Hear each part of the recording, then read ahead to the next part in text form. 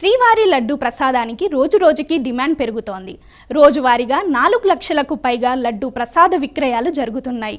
స్వామివారి దర్శనానికి విచ్చేసే భక్తుల సంఖ్య ఎప్పటికప్పుడు పెరుగుతుండటంతో లడ్డు విక్రయాలు కూడా పెరుగుతున్నాయి.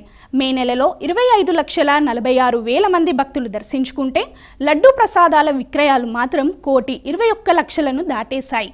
మరోవైపు భక్తుల రద్దీకి అనుగుణంగా లడ్డు నిల్వలు ఉంచేలా ఏర్పాటు చేస్తోంది తిరుమల తిరుపతి దేవస్థానం. కలియుగ ప్రత్యక్ష దైవమైన శ్రీవారి దర్శనం కోసం నిత్యం వేల సంఖ్యలో భక్తులు తిరుమలకు తరలివస్తున్నారు. భక్తులు స్వామి దర్శనం తర్వాత అత్యంత ప్రాధాన్యత ఇచ్చేది లడ్డూ ప్రసాదానికే.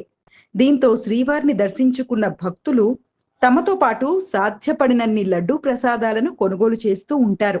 శ్రీవారి దర్శనానికి విచ్చేసిన భక్తులు ప్రతి ఒక్కరూ సగటున 5 వరకు లడ్డూలను కొనుగోలు చేస్తున్నారు. స్వామి దర్శనానికి విచ్చేసే భక్తుల సంఖ్య పెరుగుతూ ఉండడంతో లడ్డూ ప్రసాద విక్రయాల సంఖ్య కూడా ఎప్పటికప్పుడు పెరుగుతూ వస్తోంది.